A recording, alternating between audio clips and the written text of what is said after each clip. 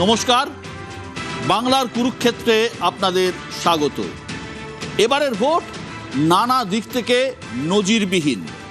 নজিরবিহীন এসআইআর, নজিরবিহীন নিরাপত্তা, গত বিধানসভা ভোটের চেয়ে প্রায় দ্বিগুণ বেশি নিরাপত্তা বাহিনী, কেন্দ্রীয় বাহিনী, নজিরবিহীন সব নির্দেশও দিয়েছে নির্বাচন কমিশন। 7 দফা 8 দফায় ভোট হওয়া এই বাংলায় এবার নজির গড়ে ভোট হচ্ছে 2 দফায়। তবে এ তো কিছুই নয়। প্রথম দফার নির্বাচনে একটা বড় নজির তৈরি হলো। এবার ভোটের হার ছুঁয়ে ফেলেছে 90%। এই রাজ্যের ইতিহাসে রেকর্ড। কেন এত বিপুল হারে ভোট পড়ল তার নানা কারণ রয়েছে। প্রথম এবং প্রধান কারণ নিশ্চিতভাবেই এসআইআর। আমরা সেই বিশ্লেষণে আসব। তার আগে আজ আমার সঙ্গে যারা আছেন তাদের সাথে পরিচয় করিয়ে দিই। আমার একদম বাঁদিকে রয়েছেন নীলাদ্রি বন্দ্যোপাধ্যায়, রাজনৈতিক বিশ্লেষক। নীলাদ্রিদা, স্বাগত। পাশে রয়েছেন কংগ্রেসের পক্ষে চন্দন ঘোষ চৌধুরী। চন্দন, আপনাকেও স্বাগত। রয়েছেন তৃণমূল কংগ্রেসের পক্ষে কৃষাণু মিত্র। কৃষাণু, স্বাগত। রয়েছেন রাজনৈতিক বিশ্লেষক শিবাজি প্রতিম বসু। শিবাজিদা, স্বাগত। রয়েছেন সিপিআইএমের পক্ষে দেবাশিস সরকার। দেবাশিসদা, স্বাগত। এবং রয়েছেন বিজেপির পক্ষে সায়ন্তন বসু। সায়ন্তন, আপনাকেও স্বাগত। 90% বেশি ভোট পড়েছে এবার পশ্চিমবাংলায়। নজিরবিহীন ঘটনা। আমরা একবার ছোট্ট করে দেখে নেব।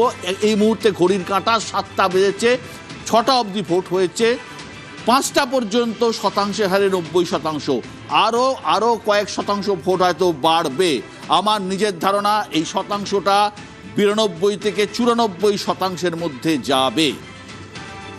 কিন্তু বাংলার ভোটে যে 90%-এর ওপর ভোট পড়েছে, এটা কি অস্বাভাবিক ঘটনা? না, আমার মনে হচ্ছে এটা কোনো অস্বাভাবিক ঘটনা নয়। এই কারণেই নয়, আজকে তামিলনাড়ুতে ভোট হয়েছে। তামিলনাড়ুতে আজকে যে ভোট হয়েছে, তামিলনাড়ুর সবকটা আসনে ভোট হয়েছে। তামিলনাড়ু এবং এর আগে যদি বিহারের ভোট আমরা দেখি, যে বিহারের যে ভোট হয়েছিল, সেই বিহারের ভোটে এসআইআর পূর্ববর্তী পার্সেন্টেজ আর এসআইআর পরবর্তী পার্সেন্টেজের মধ্যেও কিন্তু 10 থেকে 12%-এর গ্যাপ রয়েছে। বিহার বিধানসভা নির্বাচন হয়েছিল এই 2025-এর শেষের দিকে। 57% ভোট 2020 বিধানসভা ভোটে পড়েছিল, সেটা বেড়ে 67% ভোট পড়েছিল 2025-এ। তার কারণ 10% বেড়েছিল। তার কারণ এসআইআর-এর নাম বাদ গিয়েছিল বিহারে 6% বেশি ভোটারের।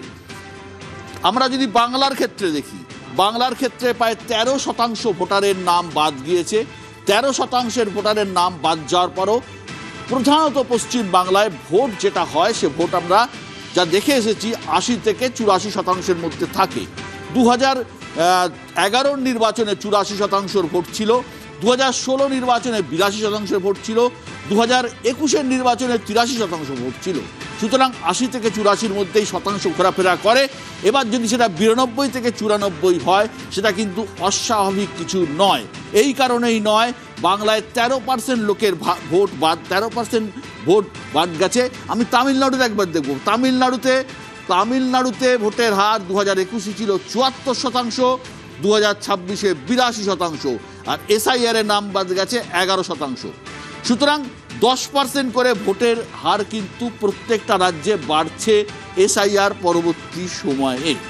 এই হলো মোটামুটিভাবে এসআইআর নিয়ে যে লোকের আগ্রহ রয়েছে, যে এত % ভোট কেন বাদ গেল। আমরা গ্রাসরুটে, অর্থাৎ একদম বিভিন্ন বুথে সাধারণ মানুষের সাথে কথা বলেছি। আমাদের রিপোর্টাররা কথা বলেছেন সবার সঙ্গে। তাদের প্রধান মত হচ্ছে যে আমরা ভোট দিতে এসেছি এই কারণে, এরপরে আবার কি আইন কানুন বার করবে আমরা জানি না। সেই কারণে ভোটটা দিয়ে নিশ্চিত করে দিয়ে রাখলাম যে আমরা বৈধ ভোটার। সেই ভয়ে বহু পরিযায়ী মানুষ, শ্রমিক বিভিন্ন স্টেট থেকে, আপনারা জানেন, গত কয়েকদিন ধরে আসতে শুরু করেছিল এবং তারা প্রত্যেকে ভোট দিতে গেছে এবং ভোটের দীর্ঘ লাইন আমরা দেখতে পেয়েছি। একটাই কারণে, এসআইআর আতঙ্কে বহু মানুষ ভোটের লাইনে দাঁড়িয়েছিলেন এবং নতুন জেনারেশন তারাও কিন্তু ভোটের লাইনে দাঁড়িয়েছে। এই হলো মোটামুটি আমাদের এসআইআর পরবর্তী ভোটের অঙ্ক।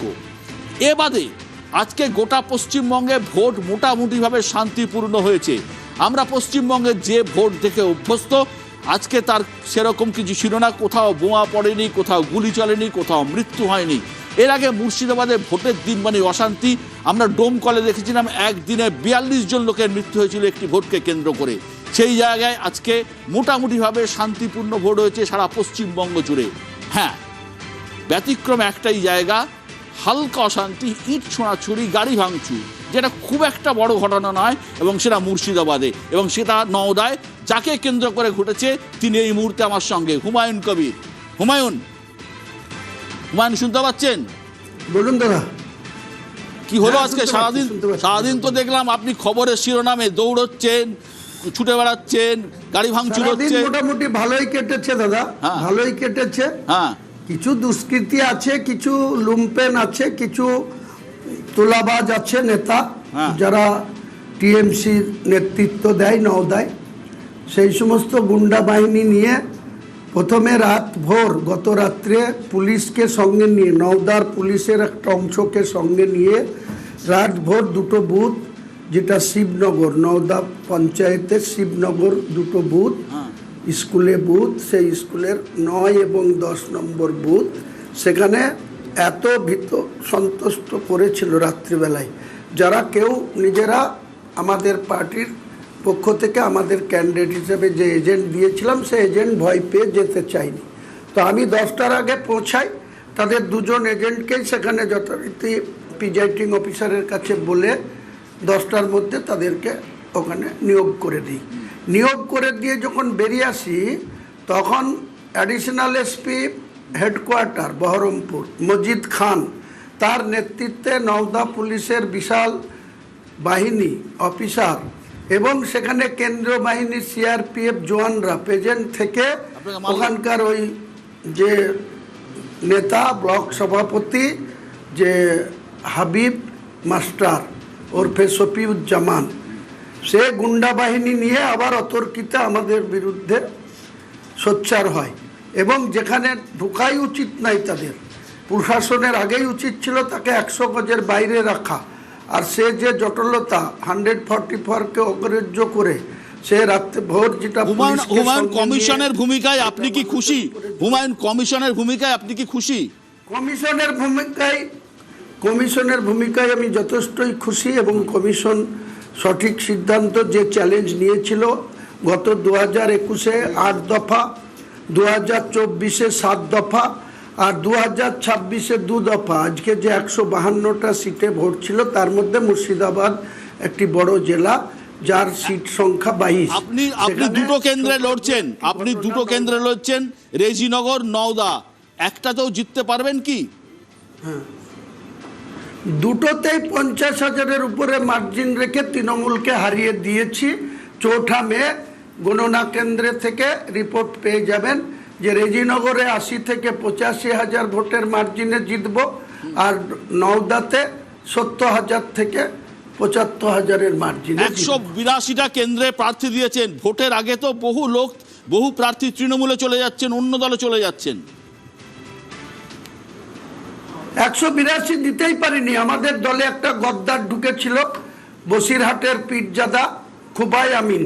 সেই গদ্দার প্রথমেই 30টা প্রার্থী তৃণমূলের প্রতীক জৈন এবং সুমিত রায়ের সাথে কথা বলে প্রথমেই মনোনয়ন করতে দেয়নি, যেমন ভবানীপুর থেকে শুরু করে কলকাতা, হাওড়া, হুগলি, 24 পরগনা, বিভিন্ন জায়গায় সেটা করলো ওই গদ্দার খুবাই আমিন।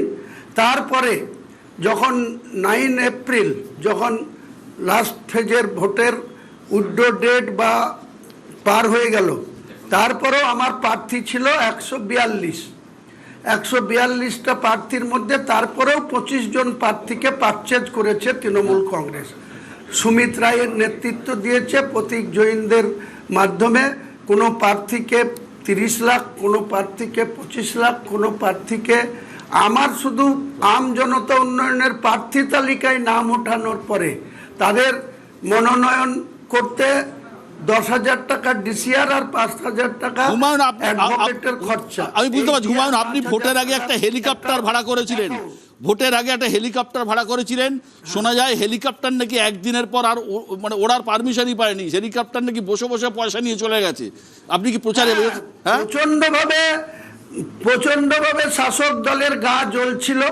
হুমায়ুন কবির প্রথমে 4 মাসের মধ্যে একটা রাজনৈতিক দল, তার রেজিস্ট্রেশন, তার ফাইনাল লোগো মানে সিম্বল পাওয়া, তারপরে হেলিকপ্টার চাপছে। এটা তো শাসক দলের পায়ের পাতা থেকে মাথার চুল পর্যন্ত হিল ছিল এবং জ্বলে যাচ্ছিল। তাই দেব অধিকারী যেখানে সেখানে হেলিকপ্টার নামাতে পারে, কিন্তু আমার হেলিকপ্টার নামানোর জন্য যত জায়গায় হেলিপ্যাড তৈরি করা হয়েছে 2.5 লক্ষ 3 লক্ষ টাকা করে খরচ করে সেখানে এনওসি পাওয়া গিয়েছে, তারপরেও পিডব্লিউডি, ফায়ার ব্রিগেড, লোকাল থানা 3 জন মিলে লাস্ট মুহূর্তে সকালবেলায় হেলিকপ্টার ল্যান্ড করবে, রাত্রি 10টার সময় পারমিশন রিজেক্ট করেছে। এইভাবে করে করে আমার হেলিকপ্টার 4 এপ্রিল থেকে প্রায় 16 এপ্রিল পর্যন্ত, 17 এপ্রিল পর্যন্ত স্ট্যান্ড বাই দাঁড়িয়ে থেকে 2 দিন কেবল উঠেছে। একদিন উত্তর দিনাজপুরের ইসলামপুরে, আর ওখান থেকে এসেছিলাম বীরভূমের রামপুরহাট, আর এখানে একদিন ল্যান্ড করে এখান থেকে ডোমকল। এই ছাড়া আমি হেলিকপ্টারের ভাড়া পেড করতে হয়েছে, কিন্তু হেলিকপ্টার কোনো কাজে লাগলো না। দেখা যাক আগামী দিনে যদি আপনার হেলিকপ্টারে করে আপনি অন্তত আগামী 2-3 দিন যদি প্রচার করতে পারেন সেটাই ভালো। অনেক ধন্যবাদ হুমায়ুন।